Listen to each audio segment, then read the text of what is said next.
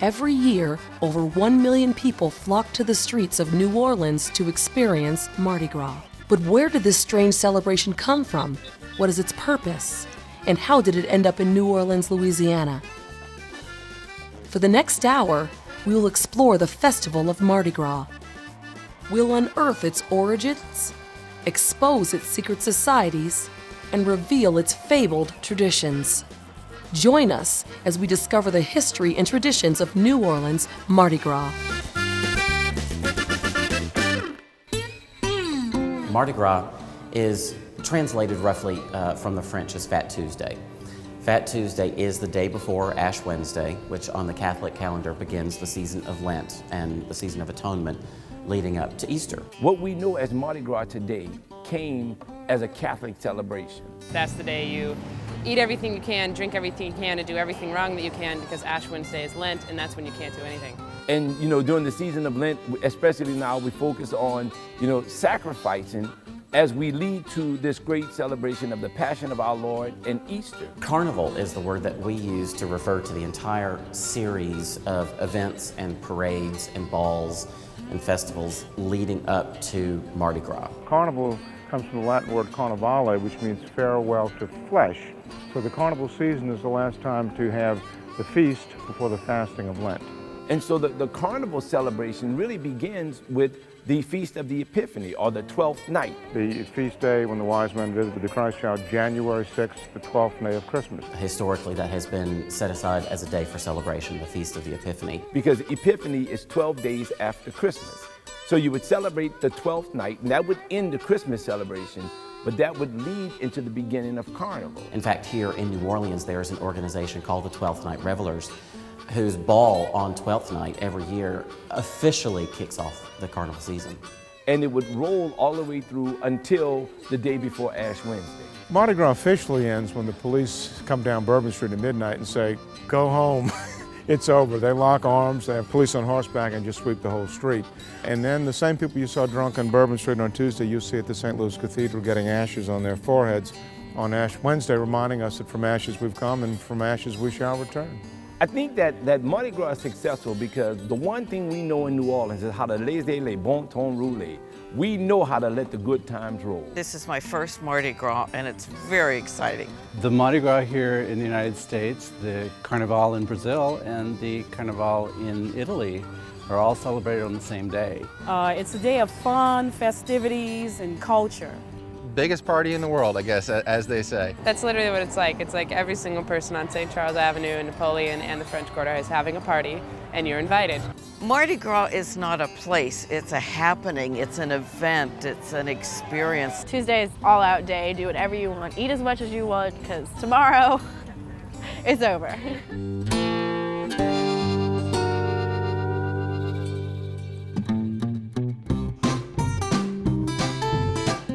Everybody's got their own little Mardi Gras traditions.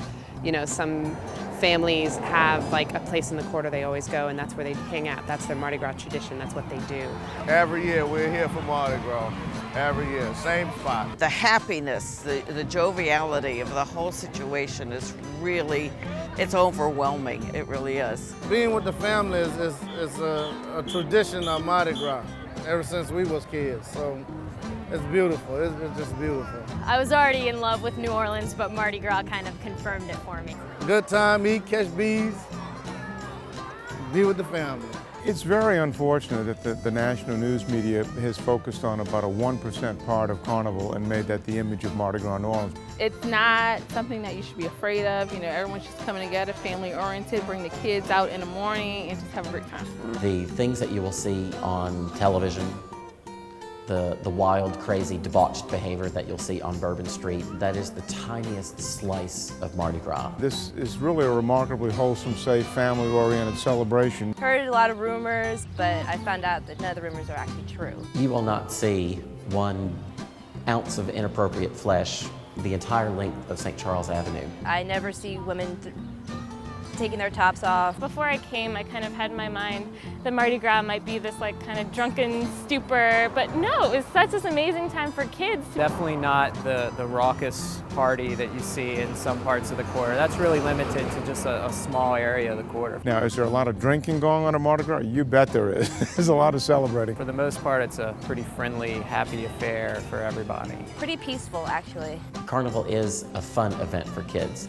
Kids in New Orleans who want to see parades are lucky enough to have parents who will buy or construct special-made ladders that actually have a seat across the top of the ladder. Fathers putting their children at the tops of ladders on these seats that they attach to the top of a rolling ladder. And these are placed along the curb so when the floats pass, the kids have a bird's eye view and can catch all these wonderful goodies. It's about celebration, and just, you know, life is about celebration. Excitement is a part of our lives. It's a part of our culture. It's a part of the very fiber of who we are. Oh, there's tons of families, tons of cooking, there's tons of barbecues going on, there's everything. It's just like every atmosphere is here. It's the best place to be. Everybody's having a good time.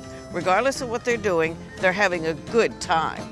It's inexplicable. I mean, I can't even say, where can you walk around dressed like this and nobody looks at you like you're completely going to be committed or something. This is the only time during Mardi Gras that this is accepted.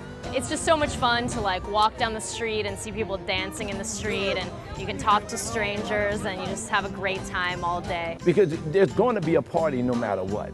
And the one thing New Orleans can claim is Mardi Gras as its party.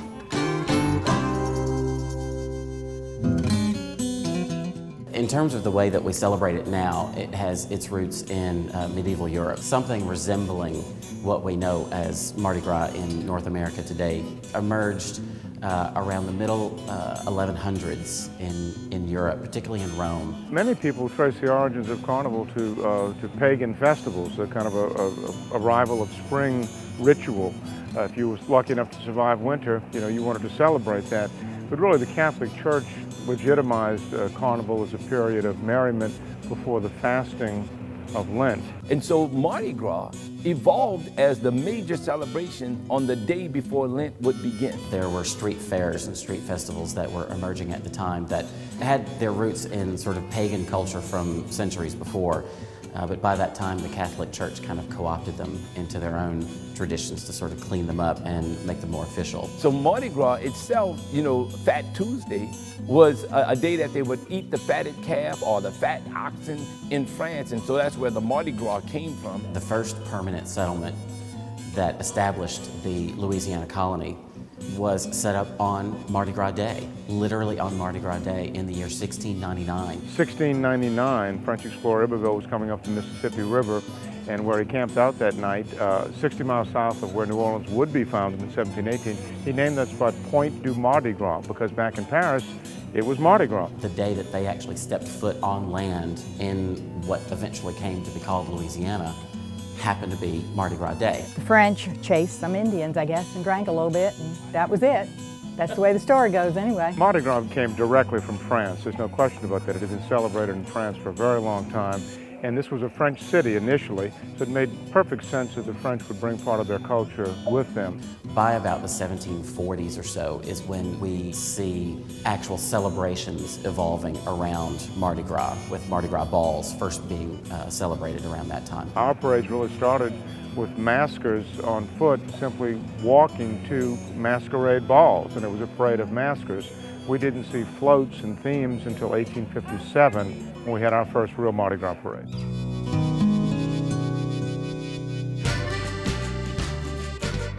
In New Orleans, a carnival organization or society is called a krewe, and we spell that K-R-E-W-E. It's kind of a Middle English way of spelling krewe. That came from the very first krewe, the Mystic Krewe of Comus, which started in 1857. And the Mystic Krewe of Comus was the first formal Mardi Gras organization in the city with an intent to create an organized thematic parade through the streets of New Orleans. Initially, the private carnival organizations, or krewes as we call them, were 100% white men of affluence, people of means. Almost exclusively, every Mardi Gras krewe in the city is a private club. They have unique membership practices, Some of them are completely exclusive. And these societies were secret. They all wore masks, which gave a certain mystique to it. We weren't supposed to know who was in these secret societies. Comus created the tradition that we call the tableau ball. The tableau ball called for the members of the organization themselves to be masked. They are in disguise at the ball. For the masses, we give a wonderful free street parade. For our members and invited guests only, we have a private event called a ball. Every Mardi Gras crew, whether it existed in the 19th century or is a 10-year-old crew today, has a Mardi Gras ball of some kind. That is the main event for every Mardi Gras crew. A lot of the older traditional men's crews were, I guess, established really to present their daughters to society, the debutantes. In fact, a lot of people don't realize that the old line crew balls are actually debutante balls. They are specifically set up to present the daughters and granddaughters of the members to New Orleans society. The captain of the crew is a benevolent despot, the best way to describe it. He's the power behind the throne. He makes all the decisions. It's not a democracy, I promise you. In fact, if you don't like what he's saying, he tells you don't let the door hit you in the ass on the way out. Just that way, boom. Now, all of the crews crowned kings and queens. And that is a tradition that goes back at least to the 18th century with some of the Mardi Gras balls that were taking place in the 1700s. But they elect a new king and a queen every year, and the court, which would be made up of princesses or maids, and the dukes, which escort the maids into the ball. He makes whatever theme is going to be, it's his decision. Who's going to be the king, who's going to be the queen, where the parade goes, the time. He does everything. And like I said, he's an absolute dictator. That's it. Almost all of the early crews, what we call now the old line crews, are named after mythological gods. Comus, of course, being the very first one. Shortly following Comus, you had the crew of Proteus, you had the Knights of Momus. These are all mythological gods, which may in some way create this interesting link between modern Mardi Gras and ancient Greece and ancient Rome and similar celebrations there. The African-American Zulu crew started initially in 1909 as a spoof of the all-white Rex crew. What's unique about them is that they kind of co-opted some symbolism of satire in their early parades. Now, these were black laborers who had very little money, so instead of a crown, they wore a lard can on the king's head. Instead of a scepter, they had a banana stalk. Again, kind of incorporating some of these stereotypes of African Americans in the early 20th century. So it was just satire, really, on white carnival. In the early 1940s, right before the war, World War II, you had the first women's parading crew that was founded. It was called the Crew of Venus. Then leading into the 1950s, you had crews that were being founded that had membership drawing from the Jewish population in the city, the Italian and Sicilian populations in the city. In the 1960s, you had crews that were being founded that drew from the gay community in the city. So over the years, you've had this wonderful sort of democratization of Mardi Gras that encourages the participation of everybody. There's some way for everybody to celebrate Mardi Gras. The first celebrity that came to Mardi Gras was actually a native son, Louis Armstrong, who reigned as king of the Zulu parade in 1949. He was actually a member of Zulu. But the current tradition of having celebrities ride started in 1969 with the birth of the Bacchus organization. Their idea was to bring tourism into New Orleans, and they had Danny Kaye as their first king. They've had people such as Bob Hope, Jackie Gleason, just a potpourri of celebrities. Probably the most famous visitors ever, and they didn't ride in a parade, the Duke and Duchess of Windsor came here in 1950. Now, it's protocol, if you're important enough to be invited up to the throne of the make-believe monarchs, to bow and curtsy. Nobody had the guts to tell the real Duke and Duchess of Windsor to do this, but when they came up, a hush fell in the auditorium and they bowed and curtsied before the make-believe monarchs of Carnival. And it was a special moment because they got it. They understood, this is just fun, but isn't it nice one day a year we can all pretend?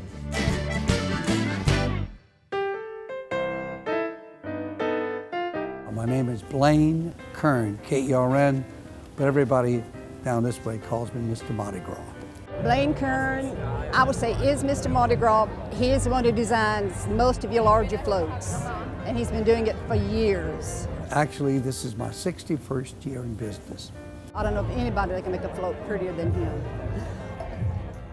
When I was a kid, I was an artist. My father was an artist, Dad built one float back in 1932, and I was a little 4-year-old, 5-year-old boy. I watched him. 40 men walked behind that one float from the Algiers ferry to the Gretna ferry, which is 3 miles away. Those 40 men comprised the first crew of ALA, that's for AL for Algiers and LA for Louisiana. It's a suburb of New Orleans. Anyway, and then the war came along, and I went in the Army, but I didn't tell him I was a sign painter's son. I said I was an artist. So I started drawing for the Stars and Stripes and painting murals and everything and all that kind of stuff. And when I came home, my mother was sick, and I painted a mural for a local doctor depicting the history of medicine and paid Mom's doctor bill. Dr. Henry Rocca, who happened to be the captain of ALA, well, it was that good. Dr. LaRocca said, well, son, do you think you could design and paint a parade? Well, I was 20 years old, and I knew I could do anything. The only reason I got it was my daddy guaranteed the job would be finished. I thought I did it all on my own. Anyway, Daddy did help me build the first parade with my sister, and the doctor helped me, the neighbors helped me, and everybody in the crew pitched in. But the parade turned out great because I never lost an art contest, sculpting or painting in my life when I was a kid, and I was good. I wanted one day my work to hang in a museum. But anyway, a man named Darwin Fenner, he was the captain of the Rex. Now, Rex is Latin for king. And he was a world traveler. And he had been to Viareggio in Italy and Valencia, Spain, and the Carnival in Nice. And he wanted to bring the Rex parade up to that caliber. So he sent me in my early 20s as a young boy to live in Europe out of his own pocket. And my God, it was a revelation. I met the Caristas in Italy that build the floats there. Huge things with 50 people on them, or even 100, 4 and 5 stories tall. Then I went to Valencia, Spain for St. Joseph Day, and there they do these beautiful sculptured figures, and the Carnival in Nice. Everywhere I went, I learned a little bit. Anyway, I came back with those ideas.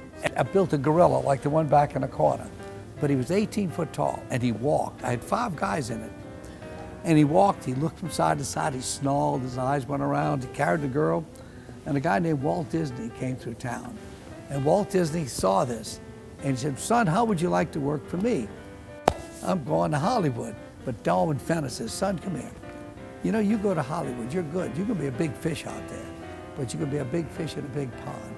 He said, you stay here, you'll be a big fish in a little pond. And I stayed, I had the best of both worlds. I kept the contact with Walt.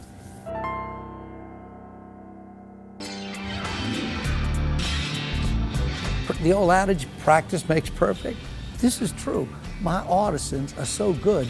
I got a guy, Charlie and Tina, 2 artists in there. They paint maybe 1,000 props a year. Okay, a prop is a 3-dimensional sculptural piece that adorns the front, the middle, or the back of one of our floats. What I'm most proud of is that the people that work with me stay here and they learn. I'm an artist here at Mardi Gras World in Kern Studios. I work in the prop shop. In the old days, everything was made with papier-mâché. Well, now we make it with a styrofoam for the most part. Our foam comes in 4 inches and 2-inch thick sheets, and we just stack it up, glue the pieces together, and then using a hot knife, kitchen knives, saws, all different tools, everything is carved by hand. Then we take them and bring it across the street. We have a machine that sprays a resin on it, and the resin makes it like stone. And then the prop is cut open and all the foam is removed, so you have a hollow shell. And then you would take the 2 pieces together and then put a seam of fiberglass around where the 2 pieces join together. So the artisans get better at sculpting. The people who make the molds get better. These are all props that we have made.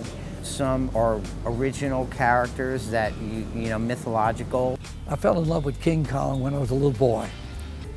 I liked him so much I gave him a Queen Kong, which is in the corner. Then I gave him a baby. Yeah, this is my first head up there is Elvis. Down through the years, I've come up with like the Smoky Mary in the Orpheus Parade and the Trojan Horse. You know, traditional Mardi Gras props, jesters, and kings and queens, and the boeuf gras, which is the fatted calf for Rex. This parade, it looks like it was built in 1900, and that's the way we want it to look. It flutters, it's got wooden wheels on it, and they won't change over to anything but that. They want the shaken and they want the old and everything. This is called the Leviathan from the Bible. The Leviathan is the big 3-unit dragon float that belongs to Orpheus. And this big fella, his head turns from side to side, smoke comes out of his nostrils, his eye is rolled, and all that kind of business. And you hear the ship's timbers cracking as he's squeezing it, and sailors screaming, and the sounds of the ocean. It's 3 separate floats that are actually connected together so that it becomes one big long float. Several of the crews have those floats now that are floats in tandem. It's 2 floats or 3 floats or 4 floats hooked together to make one unit. I wanted my work to hang in a museum. But now as I've gotten older and I go out in the parades, everybody yells, "Hey Blaine, we love you, Blaine. Mr. Mardi Gras, hey, thank you." And I get that thousands of times. And everybody's like this, big grin and laugh. Nobody's down in the mouth. So I bring happiness to millions of people every year. So all of a sudden I figure the guy up there had a job for me to do. And I feel it to bring happiness to millions of people, and I'm enjoying the dickens out of it doing it, really.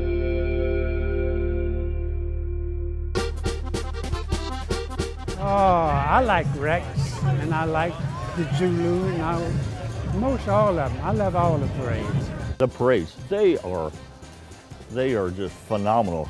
They're very colorful, they're large. Rex and Endymion and Bacchus. They'll have flowers on them, they'll have animals on them. Orpheus and Caesar and all the big crews. You name it, that's on the parades.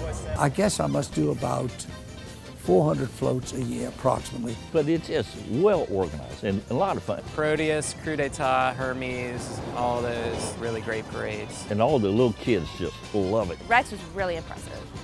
In the Rex Parade itself, one of the early floats is the boeuf gras. Originally was an actual cow up on a float, and it was attended to by butchers, and the significance of it was that this was the last beef before you went into the fish only, vegetables only of Lent. The giant floats that are like almost a block long, and they have moving parts and the lights that are blowing out, trumpets, it's incredible. Every parade has a theme. There is no one theme to Mardi Gras, but every parade will have its own theme, and every float will embody some element of that theme. Usually it relates to like Roman gods or Greek gods, mythology, those sorts of things. The floats are just gorgeous. The floats are very impressive. A lot of work is obviously being put into them. Oh my gosh, the floats are completely amazing. You do get like an artistic element in the floats and in the creation, the amount of time and effort and just creativity people have invested in it all year long. There is an extraordinary group of artists working very, very hard year-round to design these beautiful floats. They had these really intricate like flowers on them, and I don't know how long it took them to make those. It's a sultan, or it's a man with a funny nose, or like all these different things. You wouldn't know if you were just standing screaming for beads from the side. They call them rolling tableaux. It's like theater going down the street. It's beautiful. Historically, the whole idea of costuming on Mardi Gras goes back hundreds of years. Mardi Gras is the day before Ash Wednesday. Ash Wednesday is the first day of Lent. Lent is the season of atonement and penance. The idea of costuming on that day became very important because a lot of mischief is committed on Mardi Gras. So by disguising your identity, that helps you get away with it. I believe I saw one man dressed as Jesus Christ, an entire float dedicated to Star Wars. Pretty much the full range, everything from, you know, the last minute costume on up to some pretty incredible stuff. Everyone is dressed up. I mean, we had people parodying everything from politicians to Britney Spears. Going to Mardi Gras is definitely like a interactive people watching experience. So the idea of actually disguising yourself, hiding your identity, is a very important way of allowing yourself to lose your inhibitions for that last day before Lent begins. Well, the fun thing about wearing the mask is that I maybe should put it on is because so no one knows who you are, you know? So you can like totally be crazy and absolutely nobody knows who you are. The most elaborate costumes. Like I said, their costumes are just beautiful, outlandish, beautiful.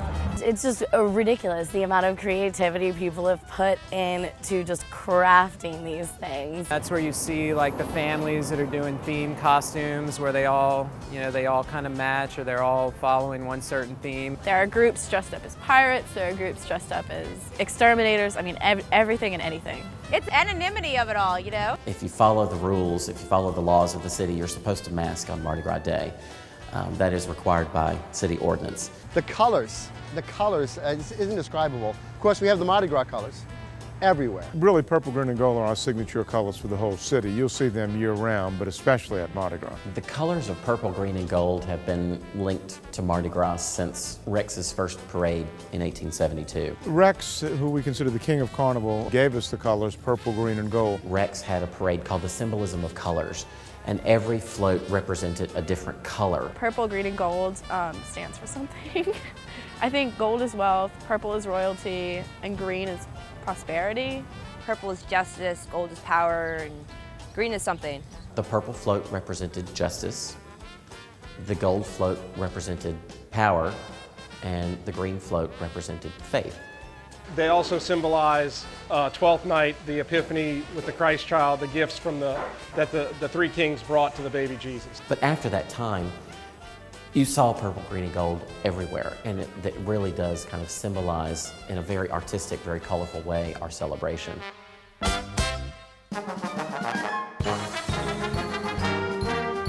One of the most unique things about parades in New Orleans is they're not spectator events, they're crowd participation events, because we interact with the crowd by throwing trinkets and goodies from the floats to the masses. The modern tradition of throwing trinkets from Mardi Gras floats goes back to about the early 1920s, when a few members of the Rex organization threw a few baubles from their float. By the 1920s, we actually started throwing objects off floats, such as glass necklaces and little toys. In the early years, it became very popular to throw glass beaded necklaces. Ladies could wear these as costume jewelry.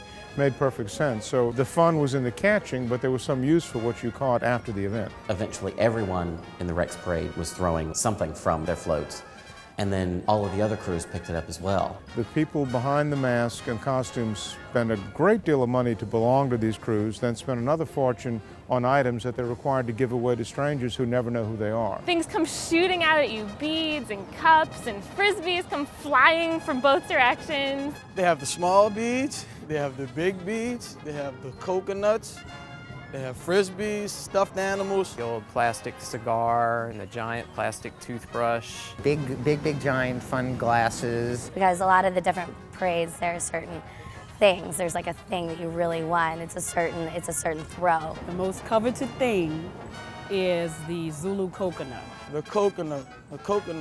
It's very decorated, has glitter. It's not an average coconut, basically. They'll take a coconut, shave all the hair off of it, and do designs. They could get really, really fancy. I got a coconut, yes. I was very proud. Muses decorates shoes, and you want a shoe. Not a bead of a shoe, not the shoe that has the bead on the end of it. You want the shoe that's decorated by hand. And to get one, you have to do a lot of begging and screaming and jumping and all that. I was handed a goldfish one year by one of the crew members when I was a kid. And so that's probably the most unusual thing that I ever caught at a parade. So if you're getting the stuffed animals and the coconuts, you're doing good. If you're getting those small beads, nah, you're not doing too good. The marching bands you have here, yeah, I've never seen anything like that. Marching bands have always been a part of Carnival. It's an essential ingredient in Mardi Gras. In fact, in New Orleans, it's mandated you must have at least 7 marching bands in order to get a parade permit to roll. Graduated from St. Augustine High School, and I marched in the Marching 100. I played trombone, so we led first in every parade. When we hear that music, we're ready to dance. I think the bands are one of the most important features of Mardi Gras. We do Bacchus, we do Mid-City, Zulu, Rex. We switch Rex from different years. One of the greatest things you could ever experience is being a part of a parade. Oh, the crowd loves us down here. They already know what's coming. We stop, we play a couple of tunes for them, and then we head up on down the route. Because you're not just watching a parade go by, you're participating in it, you're catching the throws off the floats, you're listening to the music of these marching bands. And this is a big part of training young musicians in New Orleans as well. All the high school marching bands and all the college marching bands have a very important place in the Mardi Gras parade. But I don't think there's anything in this world that could ever compare to being a part of a wonderful band and hearing the crowds chanting and cheering as you're marching along.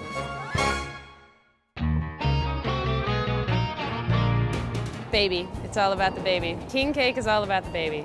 There's a little plastic baby in it, and whoever gets the baby is the one who has to bring the next king cake. The king cake that we celebrate with each Mardi Gras season is unique to New Orleans, but its history dates back to medieval times in France. King cake is fantastic. I mean, you really have to taste it to understand. At Mardi Gras time, everyone expects bakeries to have king cakes, and so if you're a bakery, you gotta have king cakes. The king cake got its start probably in France, possibly even southern France specifically in the 19th century when parties were given on King's Day or Twelfth Night. Everyone who's a native here has to have their king cake, you know, and so it starts on 6th January, and you know, from there on, you know, it just continues. The official season for king cake starts on January 6th, which is King's Day, and then it runs through Mardi Gras Day. Primarily, it's a piece of dough made into an oval cake. But it's just a basic cake. Sometimes you can get it with filling, with purple, green, and gold icing on the top, and it's just a sweet treat is all it is. And inside is hidden a plastic baby doll. Whoever gets that is the king or queen of the day and has to buy the next cake. I was very happy to say that I've gotten the baby almost every time I've eaten king cake. Somebody asked me the other day that wasn't from here, she's like, what's the baby about? I was like, I don't know. It's believed that the baby that was baked into the cake might have actually represented the Christ child, which is, of course, very closely linked to the celebration of the Feast of the Epiphany on January 6th or 12th night. We know that the Feast of the Epiphany is the first day you can have king cake in New Orleans, so that's always good. I love king cake. Oh, God. I love king cake. I get really excited whenever I find the baby, and I hope I don't swallow it. I mean, everyone does king cake here. King cakes have been around, I don't know how long, but we would have a king cake party every week. And whoever ends up with the baby, it's kind of like a good luck piece, but you also get the opportunity to bring the next cake. People are really pretty good about upholding that tradition. If you get the baby in your piece of cake, you know that you're supposed to take the next one. But in ancient times, a bean or a pecan would be inserted inside in Europe. And the same tradition held true, that if you got it, you were declared king of the day and supposedly had every wish granted. The traditional king cake is flour, eggs, yeast, and flavoring. It mixes for about an hour, and from there it rests for about 20 minutes until the dough rises to the top of the bowl. Letting the yeast rise is the key to the dough, because the more you let it rise, the more tender your king cake's gonna be. It goes through the proofing unit and drops out where it's flattened. The flat dough is taken to the table where we put oil and cinnamon on it, and then they fold it in half, and then it's cut into 3 strips and braided. By braiding it, it gets the cinnamon sugar flavor throughout the whole cake. And then it goes into the proof house. The proof house is a high humidity box. The warmth and the humidity allows the yeast to rise again. From there, it goes into the oven. While the cakes are in the oven, for an even bake, the racks are spinning. Once the cake's cooled off, then they put it on a board, and that's when the baby goes in. I think there's a story behind that with an old baker that found the plastic baby and decided that might be a little cheaper than using the beans he was using, so and it just stuck. Once they put the baby in, the cake moves to the icing station, the white icing is applied, and then the different colored sugars. The traditional king cake is the dough with the sugar baked on top. Then over the years, people wanted icing, so we ice it and put the sugar, and then we also do fillings. We do cream cheese, strawberry cream cheese, German chocolate, lemon, cherry, apple. I think that's it. True New Orleanians who are traditionalists like I am will not dare eat a king cake before King's Day, January 6th, when the carnival season kicks off. There are some heathens who will eat it year-round, but not me. The whole celebration of Carnival, which means farewell to meat, is supposed to be, all right, one last fling with all of the good life things before we go into the privations of Lent. There's no city in the South like New Orleans. This is the place to be. I've been doing Mardi Gras since I was 14. Well, this is my baby girl first year. For the last 20 years. The culture here, the environment here, the food here. It brings out the odd in like everything in the city, but it's a good oddness. The people is what really makes New Orleans, the people here. I think it's just one good old happy days. Everybody get together and want to celebrate it. And that's what we do. To me, Mardi Gras is a holiday where people kind of take a minute to appreciate how wonderful New Orleans is and how much they love it here and what a great, unique place we live in. You, to a certain extent, gorge yourself on music, on parades, on people, everything. That day, it's all about New Orleans. It's about the food, it's about the parades, it's about the people, it's about laughing, it's about having fun. That's the full day. I tell you what, there's no greater atmosphere than right now in New Orleans, anywhere in the world. And that's why so many people come here. Man, you just can't help but to be out here. The whole world needs to be here.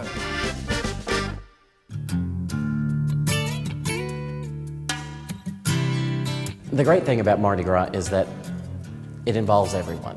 There is a way for everybody to participate in Mardi Gras, whether you're an infant wearing your first Mardi Gras costume, or you've been to 80 or 90 Mardi Gras before and you watch the parades go down the street. Mardi Gras is just about 100% back since Katrina, and Mardi Gras was really the first indication that this city was going to bounce back. I got on the phone with the captain of Rex, and he said, Blaine, the Rex organization, the floats are going to roll even if we roll with watermarks on the float. We put on a Mardi Gras. We chose to celebrate rather than surrender. They felt that this was the thing that was going to pick the spirits of the whole city up. We had every right to just take a year off, but we didn't because we needed this for our souls. We've always been a town known for celebrations and for parties. From our Catholic Church experiences to our schools to, everything that is New Orleans is about a celebration. This is a celebration we do for ourselves. It's part of our heritage. 2,000 years from now, there'll be guys running around in space outfits still trying to catch a bead at a parade. As we have discovered, some Mardi Gras traditions date back to the Roman Empire, while others are more modern adaptations. New Orleans Mardi Gras definitely reflects its own unique style and flair. One thing is certain, Mardi Gras is an artistic celebration of fun, food, and family.